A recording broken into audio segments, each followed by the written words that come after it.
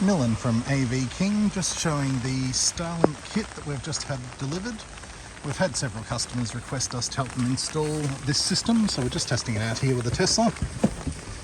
So we've got the inverter in the back here for people that want to take it camping, but otherwise obviously you'll just have that wired into mains power. We've had some decent speed tests with the computers we've got hooked up here, and we can have this roof mounted on your home or mobile home.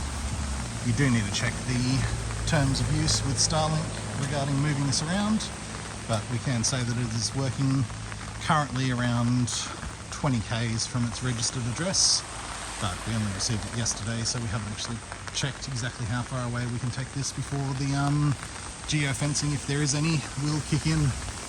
avking.com.au, Millen and Sean, if you want any advice on StarLink for your needs at home, business or mobile.